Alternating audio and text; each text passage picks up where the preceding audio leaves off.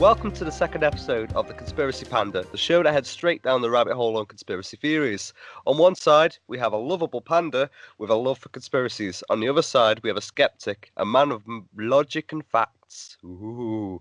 And in the middle, you have a voice of reason for both sides. Me. Join us today as we discuss the conspiracies about Denver Airport. And we'll put the pieces together, where you have to look at the picture at the end to decide what the picture is. How are you doing, gentlemen? Hey, mate, sound. Yeah. All right. Let's get this one over with. Yes. We've already spoke about this one a little bit, haven't we, Ben? And we've come to the conclusion that this is going to be one of your favourites. Is this correct? Absolutely. Yep. 100%.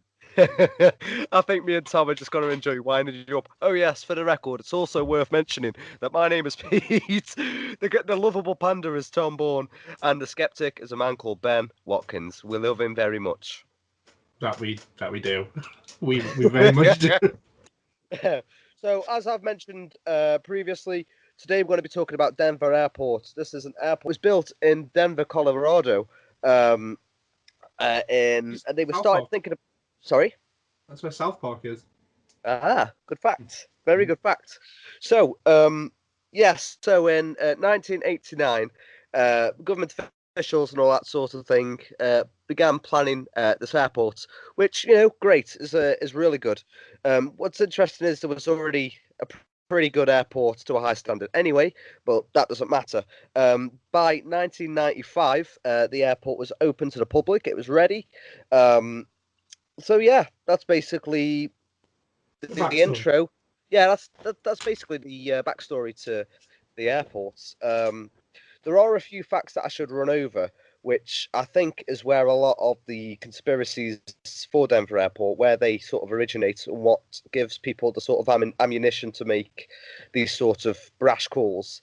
So originally, the budget for the Denver Airport was $2.2 billion. Nearly said pounds then. But yeah, no, the original budget was $2.2 billion, but the final cost of the overall project was $4.8 billion, which is like $2 billion over the budget, which raises a few eyebrows. Another source of information which causes more issues is that the building was the construction, well, the opening, should I say, was delayed by 16 months. So whether they'd built something, it wasn't quite right and they were fixing it, or whether they were extending it in some way, it's open for debate. This is something that I've not looked into too much myself, so I'm hoping that Tom and Ben can help me get an understanding for these conspiracies. And yeah, hopefully it'll make for a good show. So, where should we start, boys? Where should we start at? Why should we... People say that this is one of the most prolific conspiracy theories. I think we should start by sort of figuring out between ourselves why that is. So, why do you boys think that people think that this is one of the more prolific conspiracy theories out there? I mean, for one of them's Lucifer, for God's sake. It's a 32-foot statue of a blue horse with red glowing eyes. I mean, if that doesn't make you wonder what's going on with that place. Yeah, no, that's a little bit I've heard about. I think we've spoke about this before, Tom, and you've mentioned that before me. I think you also told me that the artist, I forget his name. It is but it was... Lewis. Oh, I cannot pronounce the second name, I'm afraid. I believe my dyslexia is kicking in. I think is it Jimenez? I think it's Luis Jimenez. I think that's how you would pronounce it. If I get his name wrong, I apologise to the artist of the Demon Horse. Okie dokie. I'm sure this is something, if Ben Googles it now, I'm sure he'll find the correct name. But what's interesting about Lewis, I'm just going to refer to him as Lewis, or Louis, Anyway, what's interesting is that on completion of the building the statue, the head of the horse actually impaled the artist, severing one of his arteries. Unfortunately, it was his last piece of work as he died. Which, rest in peace, Lewis. As creepy as the horse is, it's an amazing piece of work. It looks really cool when you see, but why would an airport need that? If I was going to go on a metal box in the sky, would I want to be seen a demon horse as I enter an airport? Very good points. With you mentioning demon horse, it is worth pointing out that people think that this horse represents the fourth horseman of the apocalypse, which is death. Yep. So I should say, Tom, as I'm sort of touching down on the runway, I don't want to see an apocalypse horse being like, "I am death. I'm going to kill you." With its red glowing eyes, like.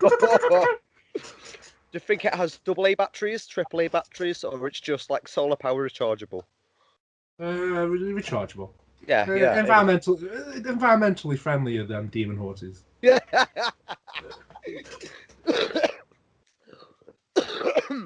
Jesus, I've got a terrible cough. I'm so sorry, ladies and gentlemen. If I put you off, oh well. Okay. So with us talking about the demon horse, I think that ties in with a lot of the artwork, which opens a lot more questions about the air. There are 4 pieces of artwork which are very sort of suggestive to the mind. With the children and the sword and that Nazi shot, the Nazi shot. Then if I could say it, the Nazi soldier with like his scimitar sword and his AK-47. That's one in the gas mask.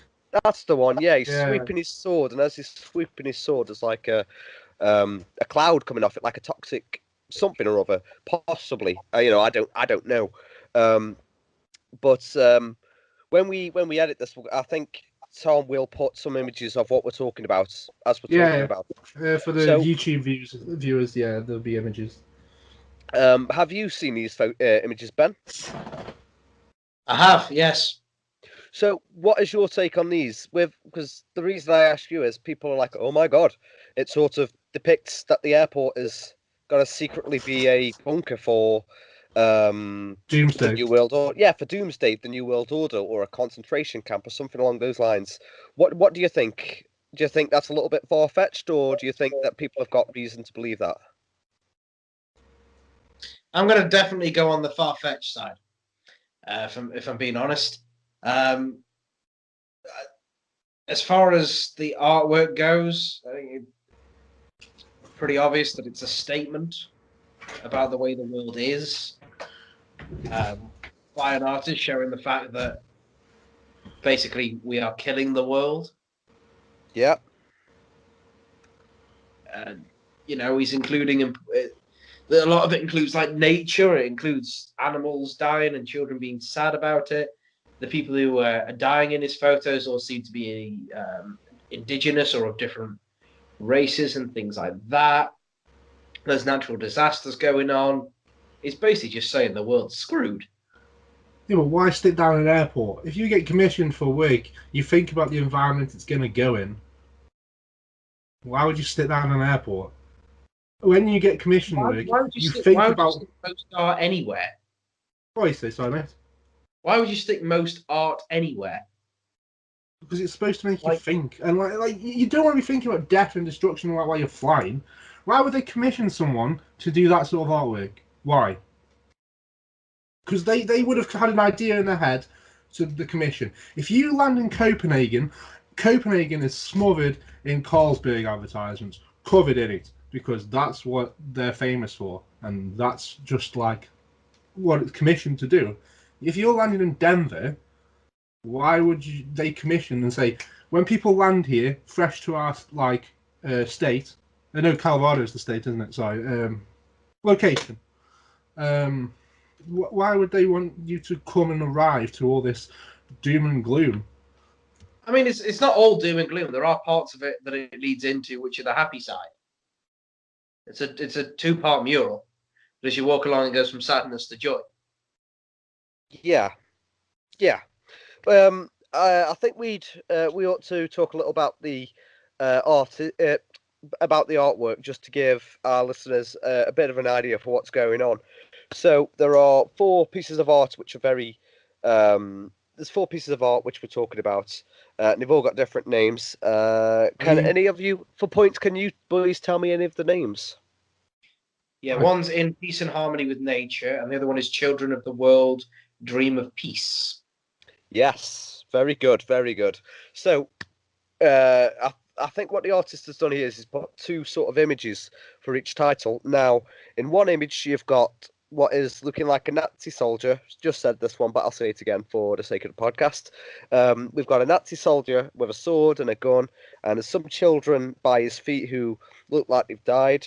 As his sword's swinging, it's projecting like this gassy fume, and in that fume, there are images of women or mothers crying, as their children sort of lie on this rubbly heap. There's a picture. There's a little image in the corner of destroyed buildings. But what I like about this image is at the other end of the sweep, like you've got one gassy end with the mothers and all that sort of thing. At the top end of the swish, the swoosh, there's like a rainbow, which is I'm not getting why he's put the rainbow on there. Maybe he's suggesting that Nazi soldiers are part of the LGB community, whether they accept that people are gay. You know, I'm not too sure why he's put that on there. But one of the most poignant things in this image, though, at the end of his swords, there is a dove, and we all know that the dove, according to the Bible and according to Noah and his ark and all that business, the dove is the symbol for peace. And this poor little bird is dead on the end of this guy's sword. So let me pull up this other image. Is it the one with the fire? In Yes. The background? Yeah, because people think that one, for people who haven't seen it, there's animals that look like they are encased in glass. That's it. That's it. Yeah.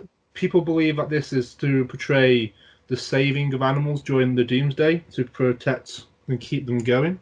Because there's also people in glass as well. Open coffins, yeah. Yeah. So, just to summarise, we'll get both of your points on this one, and just as soon as I've told the listeners what's going on in the picture.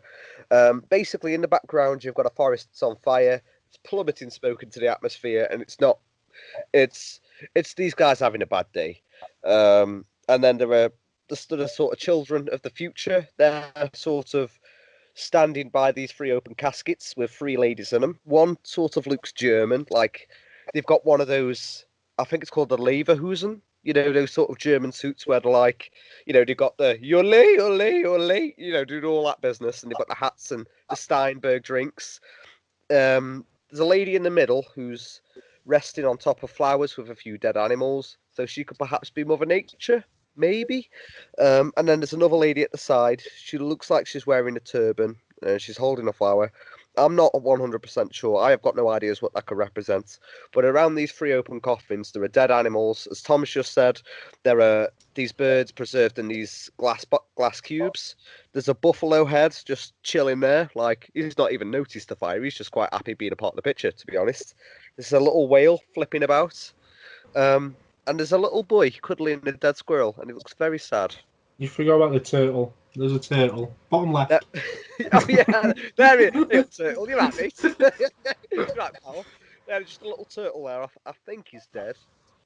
Perhaps that could symbolise the ocean drying up. Who knows? What do you think that picture represents, Ben? Do you know which picture we're on about? Yes, the one I brought up at the start to do with killing the planet. That's the one. That's it. Yeah. Oh, there you go. That's what you think. Yeah, sound. Okay, so another image is, where's it gone? There is like another image of what looks to me like it's a picture at the bottom of the picture. There's that Nazi guy, and he's sort of grey. It looks like he's a statue. He's made of stone. It looks like he's dead. And there are two little doves just chilling on his gun, just being like, "Yeah, bitch, I'm gonna shit on you in a bit." To his right, there is what looks like a gravestone, and engraved in that is war, violence, and hate. So again, I think this picture represents the end of war, violence, and hate, and it's a very sort of peace-affirming photo. Along the top and sweeping down to the side is a rainbow, a bit like what was on the guy's sword before. But all the kids of the future are sort of in the middle of this photo, and they've all got all these weapons and guns and swords, all that sort of thing, wrapped up in their national flags. So I can see the Indian one, I can see the British one, the American one, the Israeli one. Well, everything's going on there. I think it's all the nationalities going on there. There's like a little scroll in the middle that says something that I can't read. So it's not a good assassination without the Israelis. God damn it! How did you manage to get that into this? Does anyone know what this one's called? And so each artwork is 2 paintings under the same name. Yeah. So this is the second half of Children of the World Dream of Peace. Right. Okay. Oh, so is it like This is what your rainbow attaches onto, mate. You know the swoosh where there's the rainbow at the top. Okay. So they're sort of like next to each other. Yeah, although they're not directly next to each other, but yes, they are near enough that it's one continuous image. There you go, ladies and gentlemen.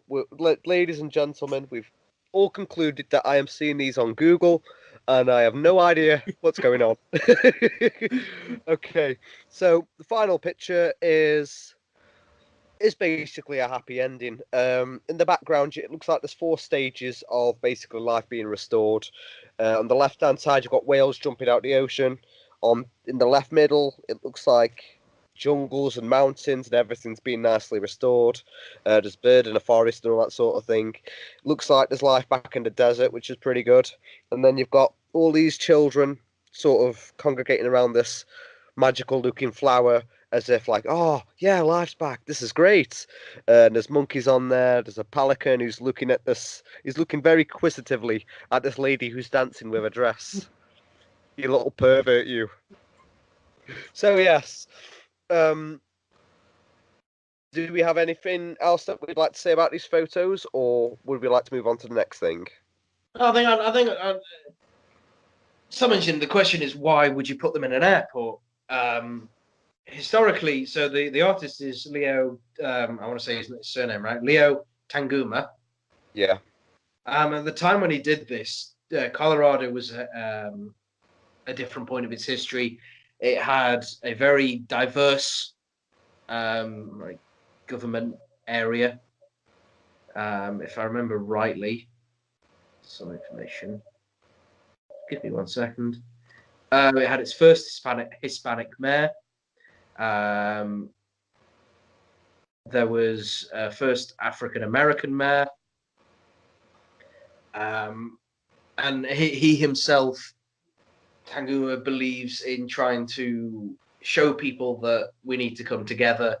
There is no boundary on race and religion and all that sort of stuff to achieve peace, because otherwise we will see the end of the world as it is. He's known quite a lot, Tanguma, for doing these sorts of paintings, and they're all over the place, in schools, in prisons.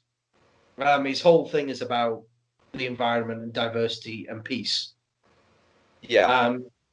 Now, one of the second pieces, so you know the piece that the rainbow goes into, of all the children of the world and things like that, a lot of the faces were actually real people. And they are victims of gang violence. Oh. And he was doing it to show that we need to come together, because otherwise you'll end up with this sort of. It doesn't, in a way, to me, it says it doesn't matter where somebody's from, we can still hurt them through the violence that we have. Yeah, of course. No one's immune to violence, and I think violence is going to affect everybody in some way at some point in their lives. You know. So I think the way you look at his artwork here is more, he's trying to evoke from people, he's trying to give them a thought. Give them a thought of a happier world. You know, both pieces are 2 paintings, one bad, one good. Yeah. They can be seen as being precursors of the other.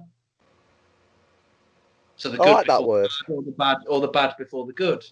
Just to sort of demonstrate that actually with peace we get rid of war, but without peace we lead to war. Yeah. That's a very nice. It's his statement, and they're allowed to put. Look, we all know people put weird paintings and are everywhere. You just commission somebody to do it. Now, if they didn't believe in what he did, they wouldn't have put it there. I don't think there's any subtext in what he's written. He's not drawn a picture of a bunch of children tipping over a Nazi bloke to say, oh, yes, this is the New World Order. Really, that's... I mean, I know people can have their own interpretations of art, but that, to me, seems like a massive stretch. How? Yeah. Just how could anyone look at that and instantly think, oh, it means there's a New World Order? No! I like where your head's going with this one. It's sort of the idea of... This is why Ben would fail at all. No, but I like Ben's thinking, though. Like, if everybody just put aside the differences, all came together, you could defeat this evil. I do like that. I do like that sort of idea behind the photo. The artwork. But peace does not mean New World Order controlling everything that we do. It just means humans realizing that we're a bunch of imbeciles. Yeah. And that fighting, really, at the end of the day, is massively pointless. Counterproductive. And expensive. I don't think that we should be killing each other, Tom. Does that mean I'm part of the New World Order? Right, I've always had my suspicions, I'm not going to lie. But like, does that mean I'm secretly going to go live in Denver? But it's not showing that, is it? It's showing the painting going. If you look at it as a one long piece, it shows that that's what people think the world should be. But here's the reality: it's war torn and people die. And then it's showing like this is what's going to happen. The world's going to get fucked up, and we need to save the animals and to preserve them. And then the third one is when people come out of the bunkers and all that shit to start the world again, because the kids are going to start the world again. That's what it shows. Was a massive leap. I'm sorry, but to me that was a massive leap. You've just gone from we are making the world a terrible place to we're going to come out of bunkers after the world has ended. Because it shows them going into the bunkers and preserving the animals in glass cases. No, that's just showing that that's what happens when we kill them all. They end up only being shown in glass cases because we've made them extinct. Saving them. It's preserving them in glass cases. Yeah, it's preserving them so that we remember that we murdered them all. I'm sorry, but all the animals in the glass cases look dead. What I'd like to point out at this point is... No, they're very much dead. I was literally just about to say, it looks like if they put them in glass tanks or cages or whatever, surely they'd suffocate. Preserving them. Put them in stasis. Put them in stasis? What? Oh, God. The fact that we've got so the bison's head mounted on a plate... That's just to keep people filled. That's just to show the death and destruction around while they're saving the other animals. That's just to show that the politicians and the celebrities and all that sort of thing have got fine taste in furniture for this new bunker. We will leave bison in our nuclear bunkers. I'll have you know. Tom, have you seen what's written on one of the boxes? I will have to Google this image. It's been a bit. So one of them, it's next to the child holding the squirrel. The animal inside is called the passenger pigeon, which is famous. Which is famous for being extinct already. Ah. It was extinct quite a while ago. Ah.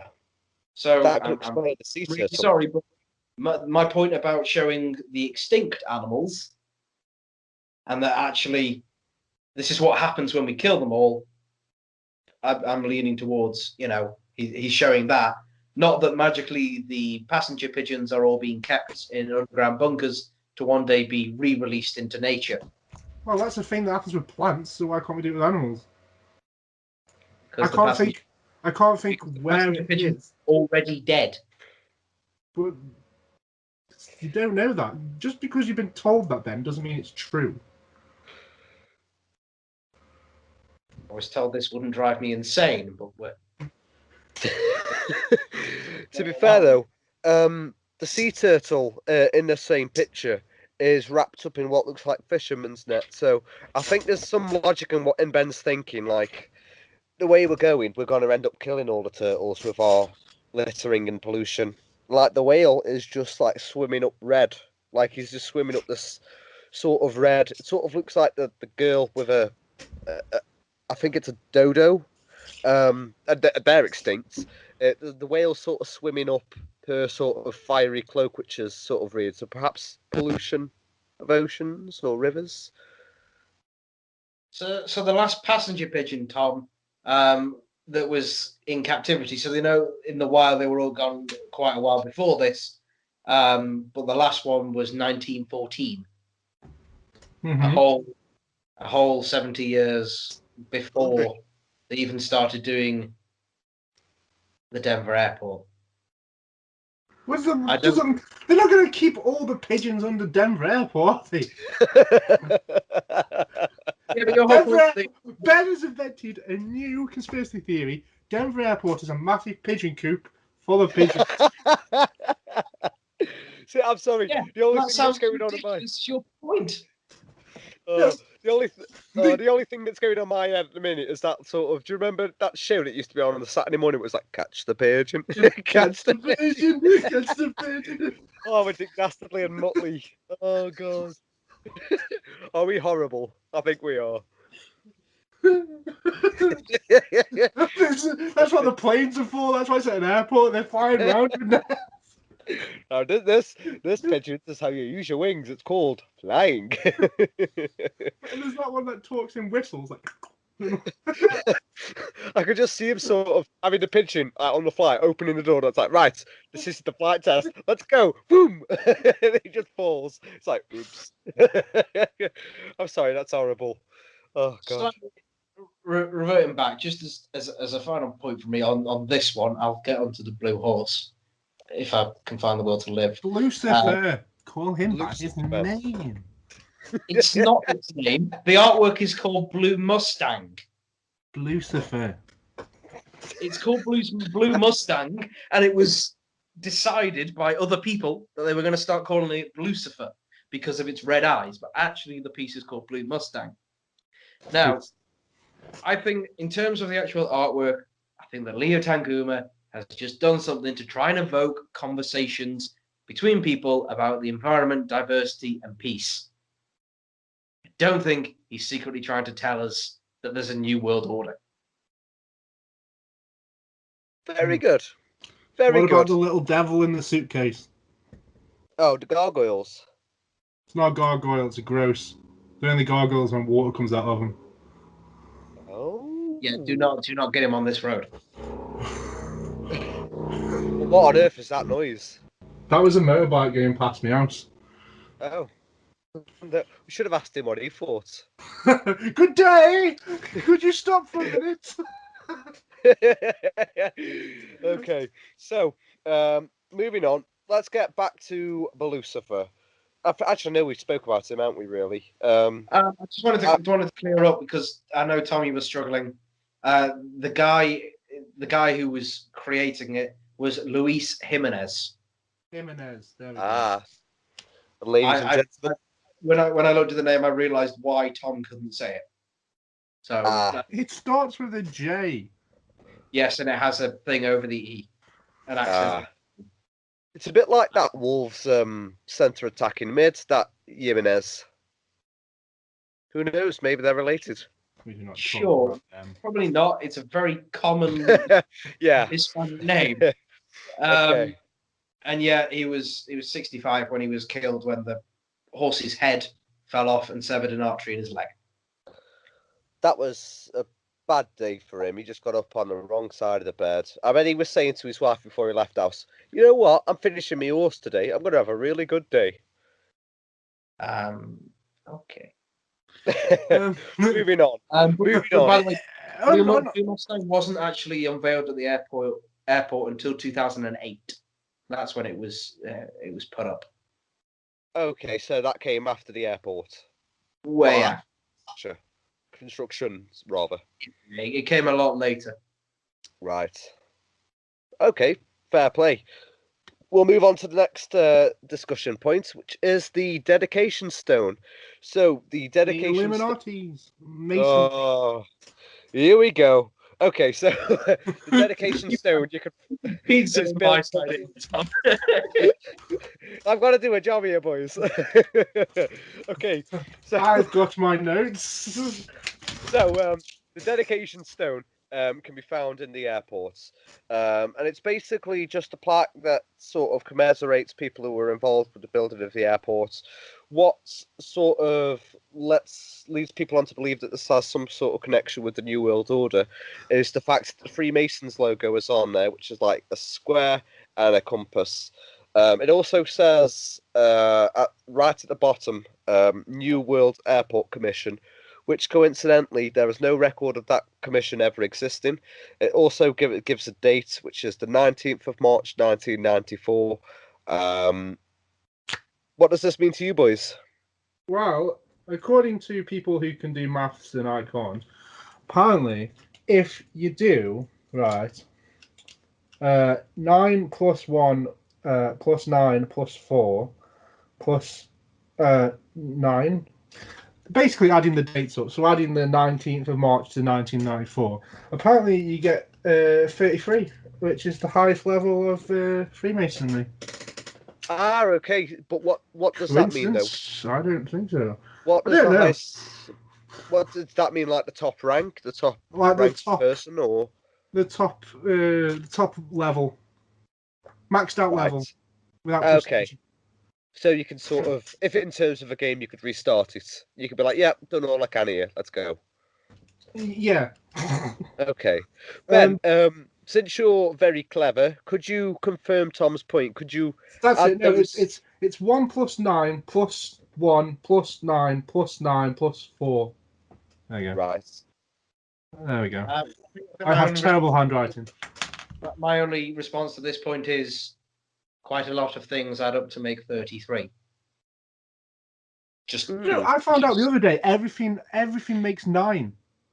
It was a random thing off. Everything gets to 9. Everything gets to 9. Like 18. Well, 8 plus 1, 9. Everything gets to 9.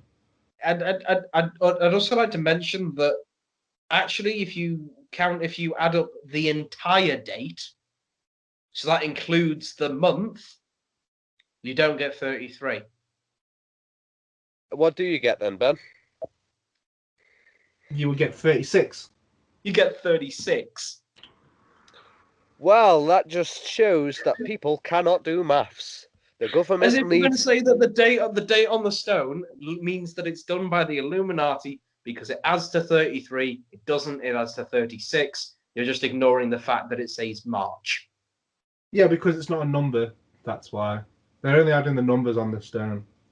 That's because you can't. If they wrote March 19th, 1994 in just words rather than numbers, that would be really long and unnecessary. Also, well, I'm not backing this one up. I'm not backing this one up. This one's not something I'm a fan of. I'm just saying that's what they say. But also, it's well known that not everybody uses the same day and month combination. So Americans historically do it the wrong way. Mm. Hence why, and don't go any further on this one, but pre-warning to you, Thomas, that 9/11 is the 11th of September, whereas 9/11 to Europeans is the 9th of November.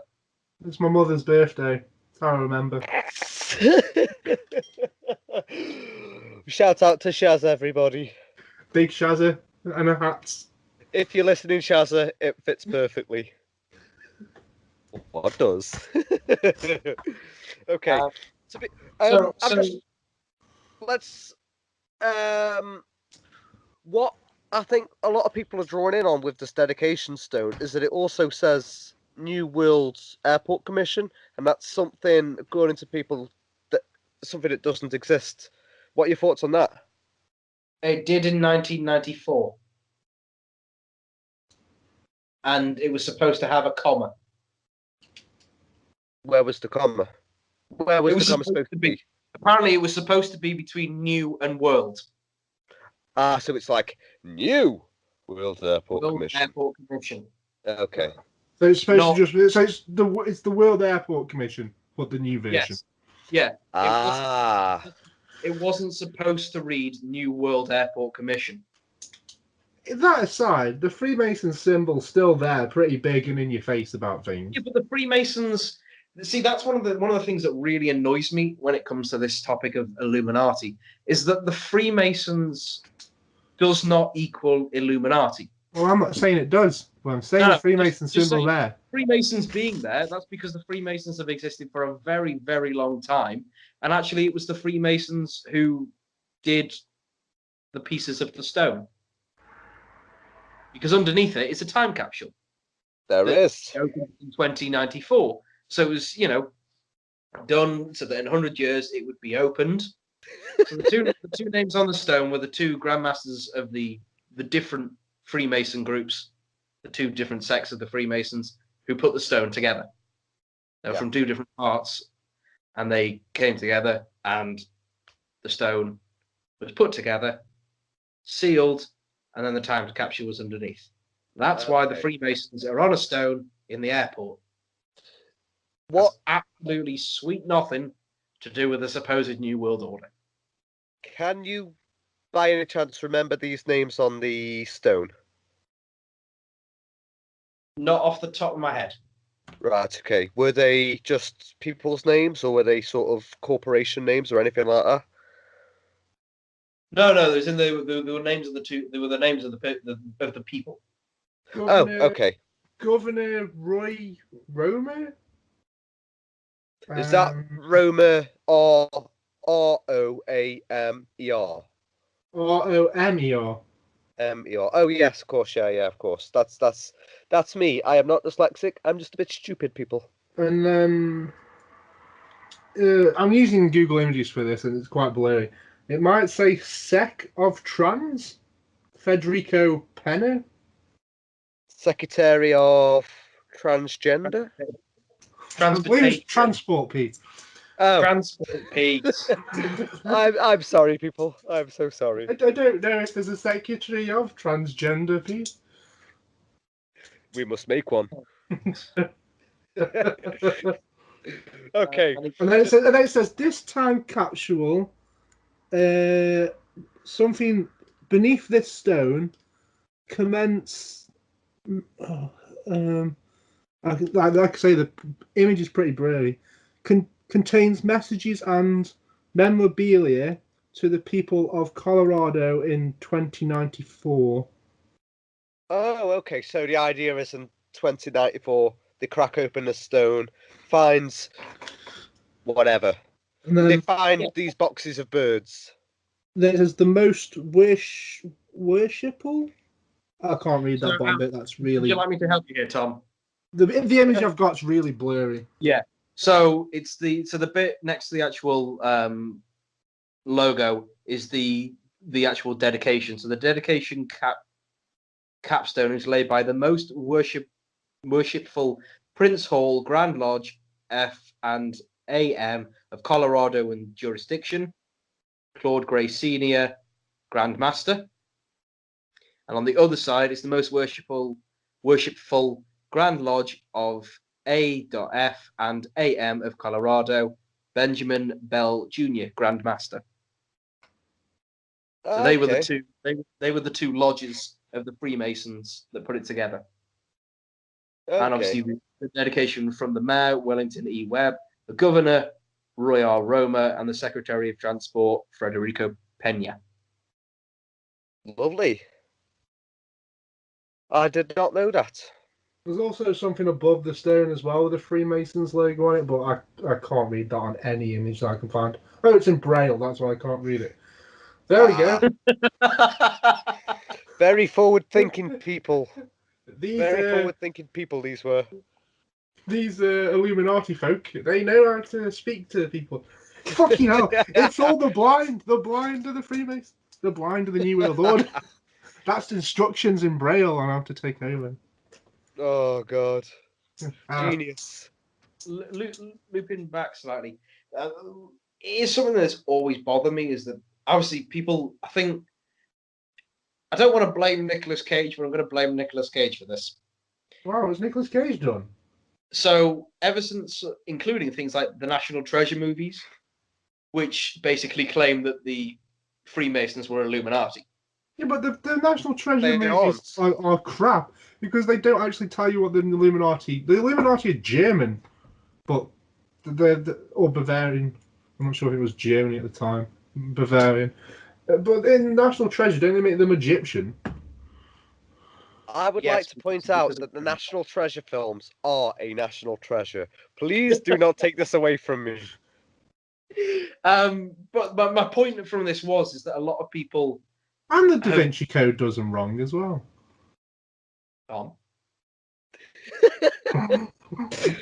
Now, Thomas, you must behave.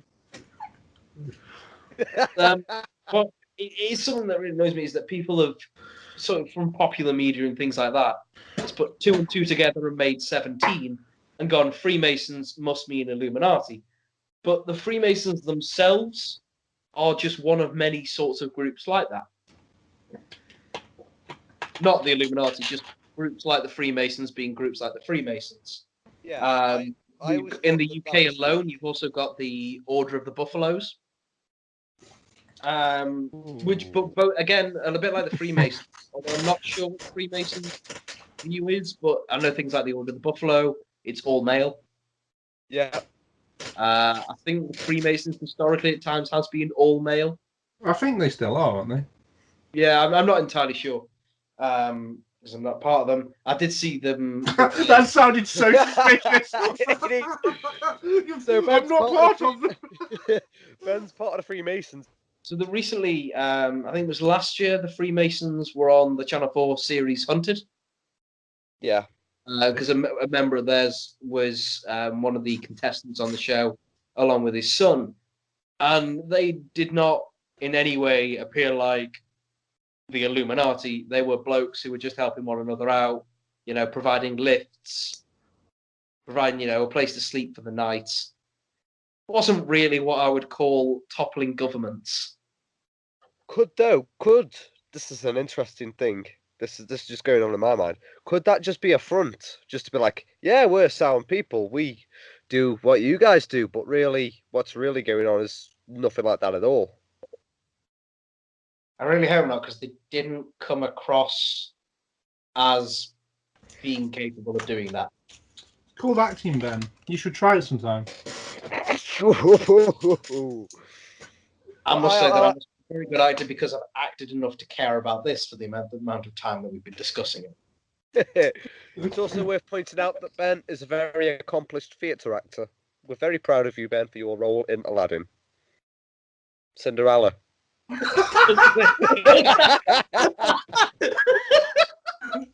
The other panto, quick change that. Okay. I think it's time to move on from Freemasons. Yeah. Let's move on from Freemasons, and let's talk about the 5 hidden buildings that got buried by the Freemasons. Nobody said the Freemasons built the place. They just laid this. As far as we know so far, what we talked about, they've laid the stone. As far as we've got with that so far. I'm sure there's other points we can talk about at some point, but so far we're at the we've just established that the symbol's on the stone. As far as we're concerned, it means nothing more to the whole theory, but we could uncover some truths, maybe. Yeah, let's go on to some of the... While we're talking about the artwork and the stones, let's talk about some of the inscriptions that are on the floor. There's 2 that I've seen, or which tend to be the most noticeable, the ones that people seem... the ones that people seem to remember the most. There's a Navajo. Navajo? Am I saying that right? Navajo? Navajo saying... Navajo, sorry. I'm sorry, people from Navajo, but I don't live there.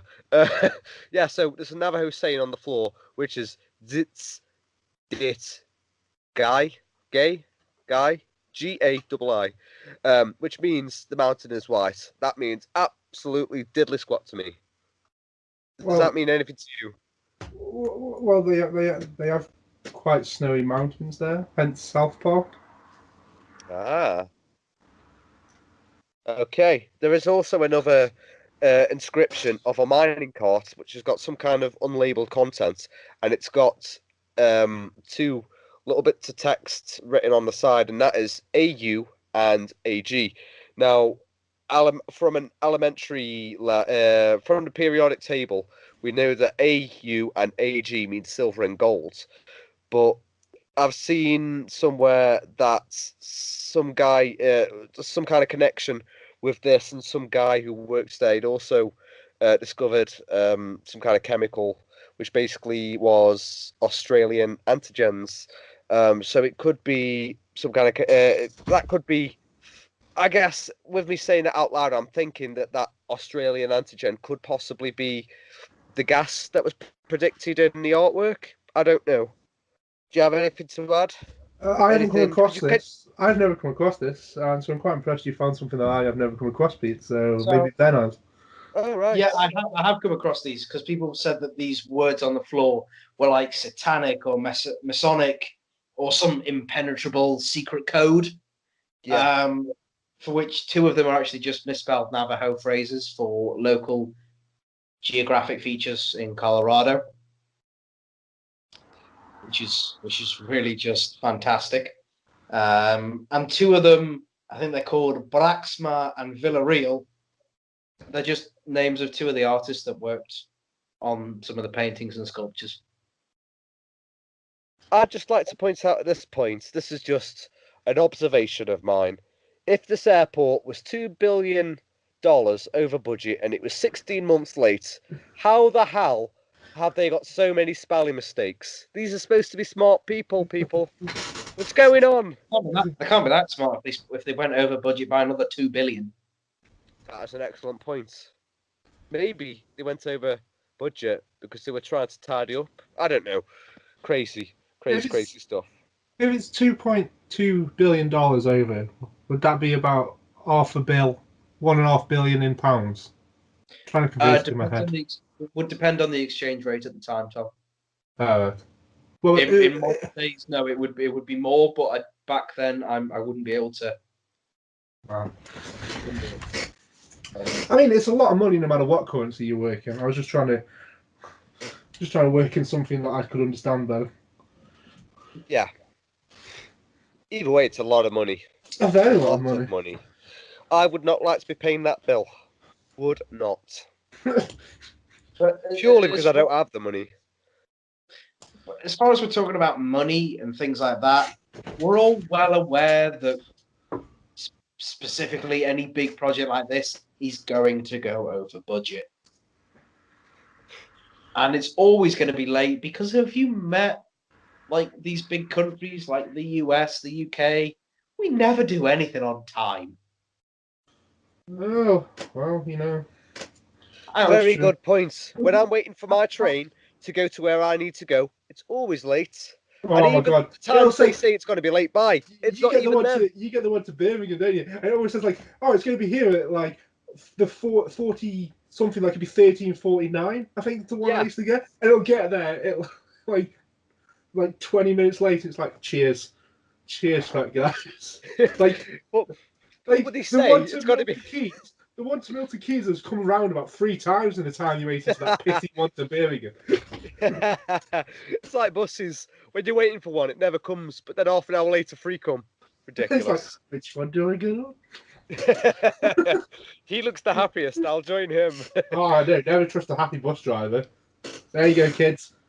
Advice of the day. Never trust a happy bus driver. You don't know what they're hiding. Okie dokie.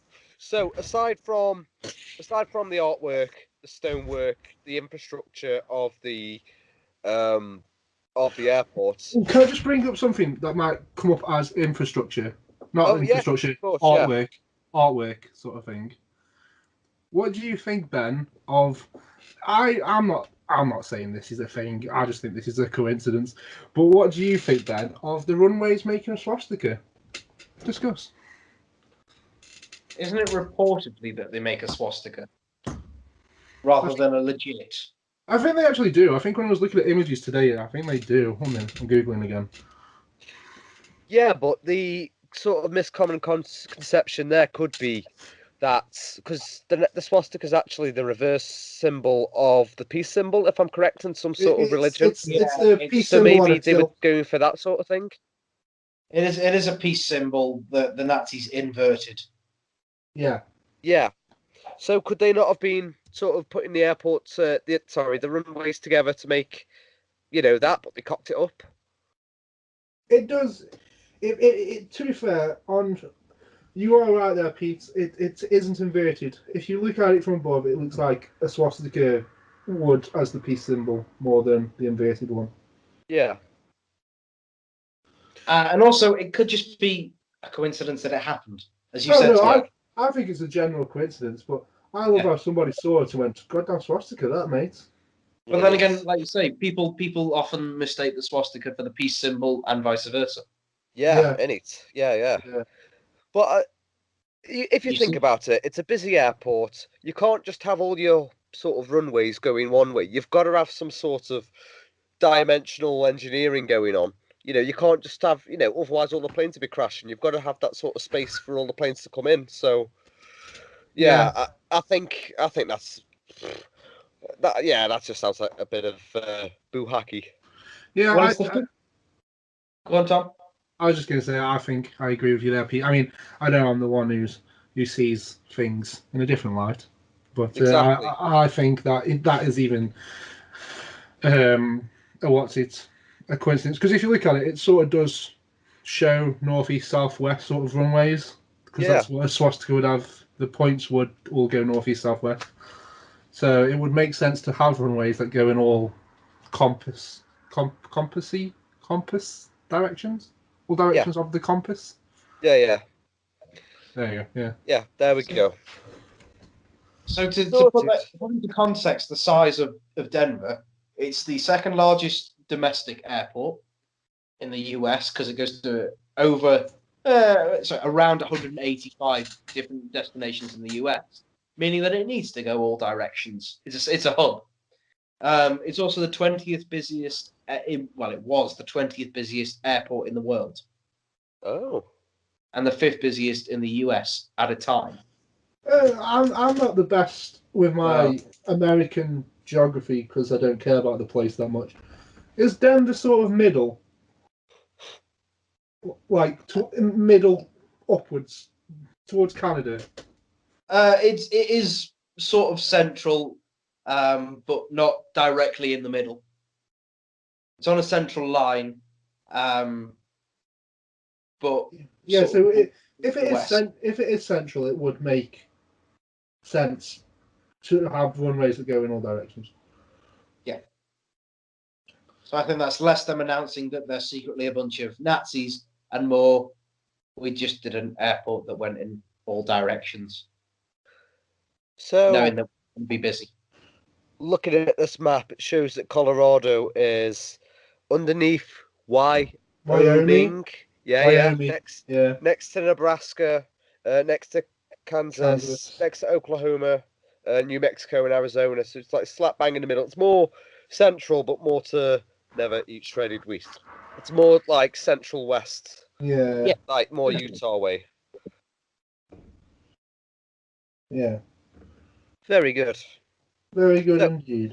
So we've just taken on the riddle of the swastika doesn't exist. I think if anyone believes that, I think they're just looking for something to believe in. They're looking for a bit of a conspiracy, a theory there. So let's move on. What should we talk about next? Should we talk about Phil Schneider, or should we go back to Tom's point of the I like my buildings. Let's go to the buildings. Okay. Let's talk about his buildings. So buildings. There was 5 buildings that got buried. No wonder it was how much over bloody budget. If they're just building random buildings that can be put underground. I think the question here is what these buildings are and why.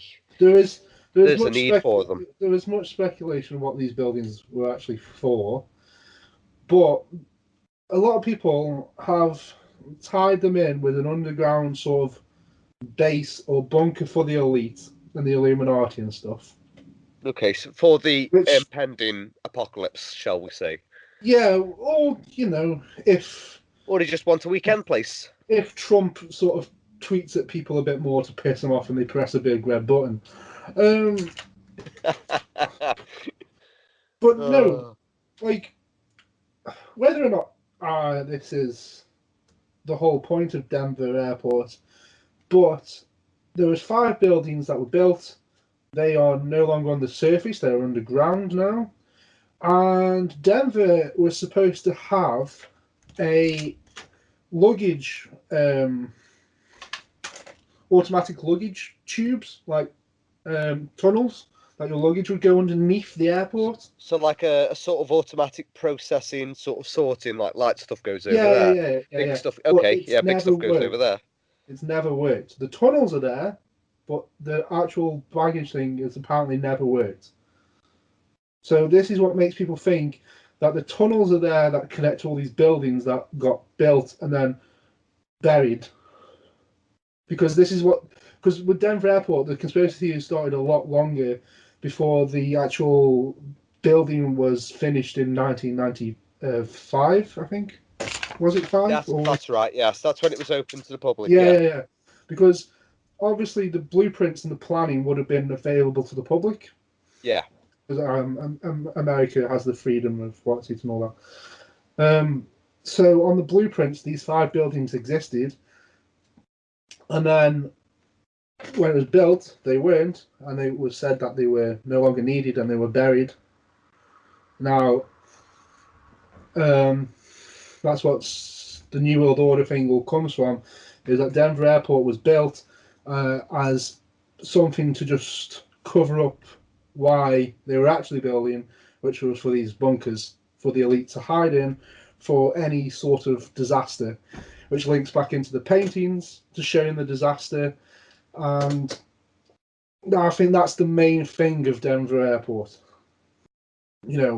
Whether, as we've discussed the paintings and we've discussed Lucifer and we've discussed the markings and the stone, I think it all comes down to the fact that people think that it was built for the public to see an airport, and so the public didn't get suspicious of why they were building there, because apparently, according to my research, the actual airport's bigger than Manhattan, which is a big ass place. So obviously, if they're building, they need something to cover it up, and I think this could be true. Now, before Ben says anything, do I think it's New World Order and Illuminati? As much as I would love to wind him up and say it is, no, I don't. But I do think powers that be, when you think of them very high, they're going to want to have some sort of place where they can go and be safe. Yeah, it might not just be those. It might not just be for the rich and the powerful. Though. It could be for sort of the common folk, the middle class, the poorer classes, and animals. It could be like the Noah's Ark. Yes, but in a manner of speaking, there is a place in America, and I cannot remember the name of it for the life of me. I'm sorry, but it's basically, I believe it's in California, and it's a big mountain that some wealthy company brought. And Silicon Valley? No, not Silicon Valley. They make stuff for computers. No, and and they went into the mountain. They dug into the mountain, and they built all these sort of rooms and like all this little city inside the mountain for rich people to buy for if anything ever happens. So do you like Fallout? Have you ever played Fallout, where they have the vaults? I know what you're on about. I've not played the game, but I know what you're going on about. I know what the point you're trying to make. This is not a conspiracy theory. This is an actual thing. For people such as with a lot of money, like movie stars and all that, to pay this company to have this room in the mountain for if anything goes tits up. They can go there and hide, and there's like really thick doors, and the the guards, there's like signs on the way up to this mountain saying trespassers will be shot on sight, because the guards of this place have been told that if things do go tits up, their job is to protect the wealthy clients inside, and they are to shoot us common folk trying to get in on sight. Wow. Bit aggressive. Yeah. Now, if you're a government and you're trying to, you want a place where you can, like, either go yourself to be safe from things going tits up, or put influential people in there if things go tits up, or, like you say, just have it as a general place where selected people can go when things go tits up.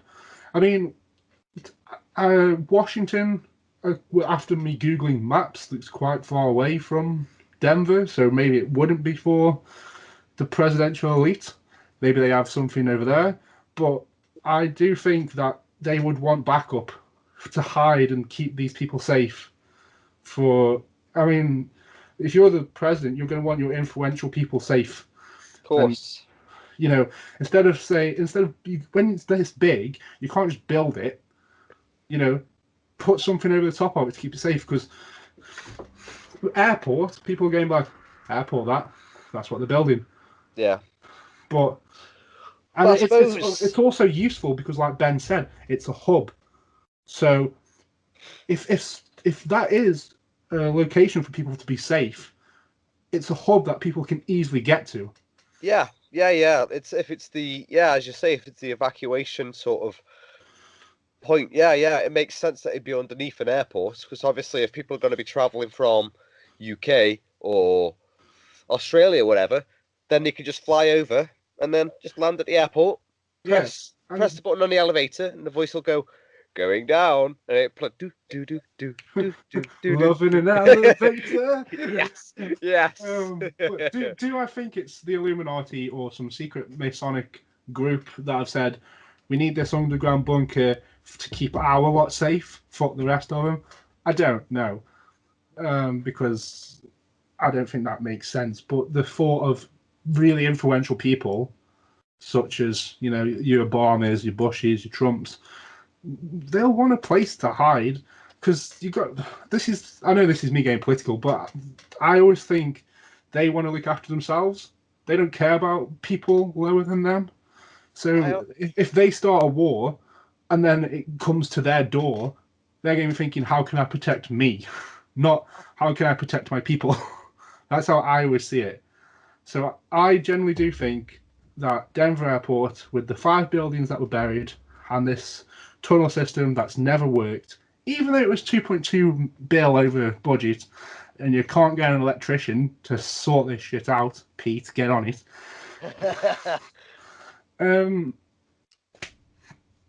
I generally do.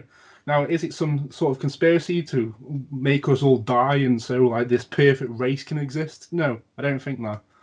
I just think it's a place, it's a hub, or your influential people that if a war comes to your doorstep, you can all hide there, and you can hide, you can keep yourself safe, but also it's a strategic point where you can all gather together and you've got all the influential people where you can plan your moves. That's what I think. Yeah.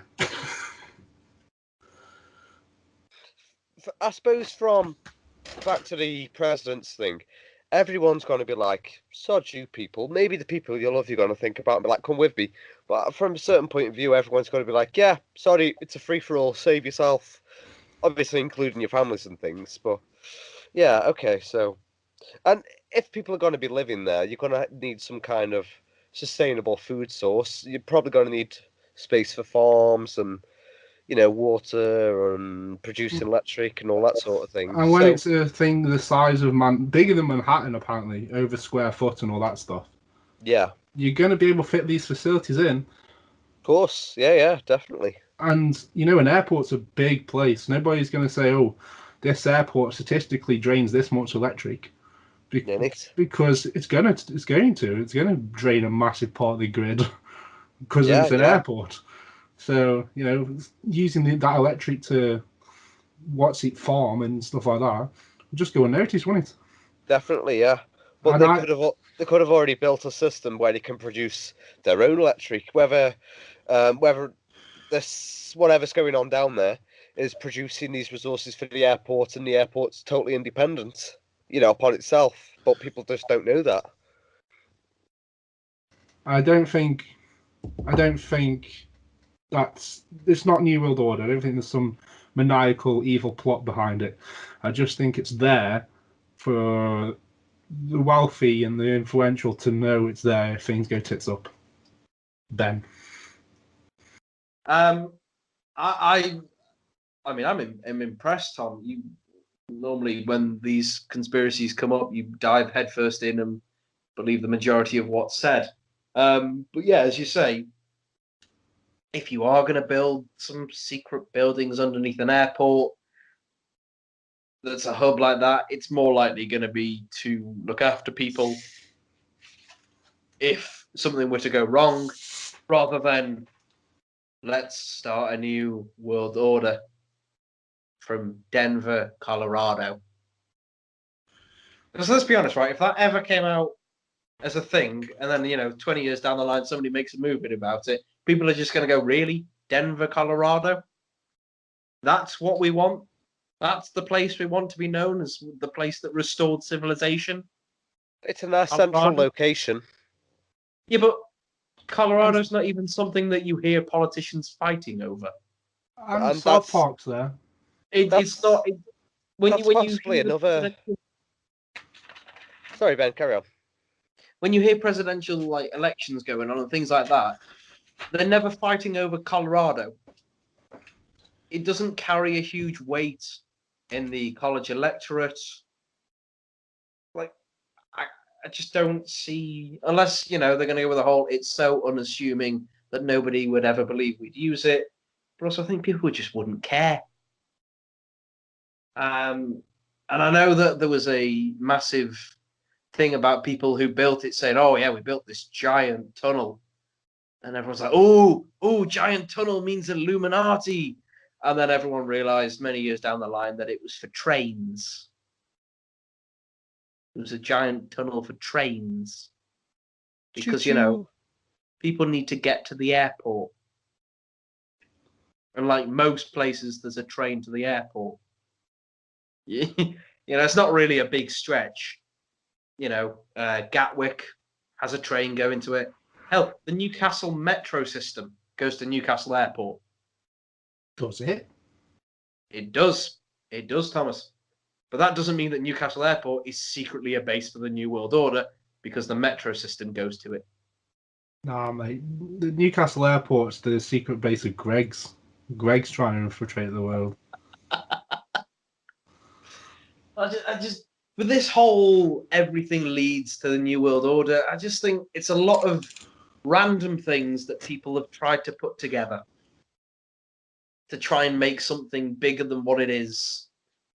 Yeah, somebody decided to stick a big blue horse outside an airport. Lucifer. No, I'm never going to call it that. I'm going to call it what it was called, Blue Mustang.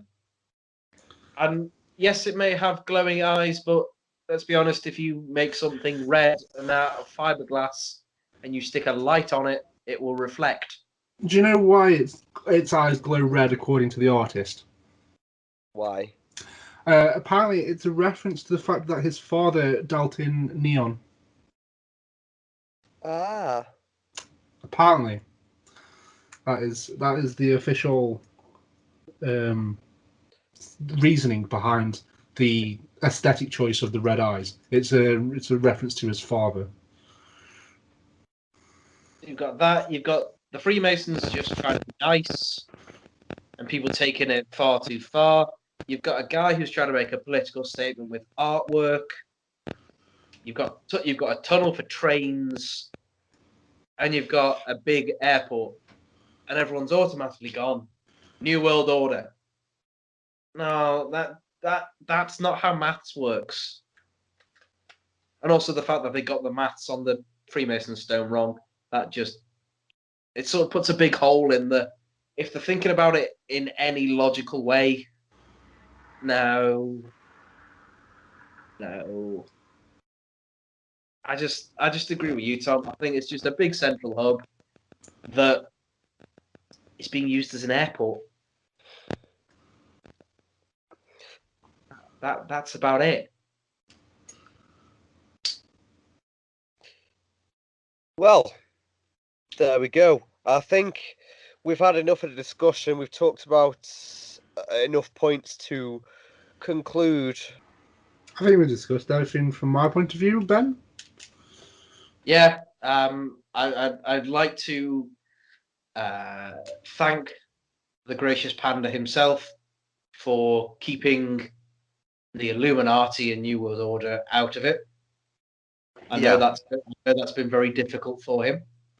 Well, basically, you can bring the Illuminati into everything, so it's quite an easy thing to do. Yes, and I know you love putting it in just to wind me up, so I appreciate that you have been well behaved in that respect. I get a gold star this week, ladies and gentlemen. Woo woo! Yeah. Pete got the gold. Pete got the gold star for episode 1 for presenting quite nicely. Yes, I will have to listen back to that and remember how I did it because I've been very unorganized this session. I am sorry. I think as a whole, obviously our first topic, JFK.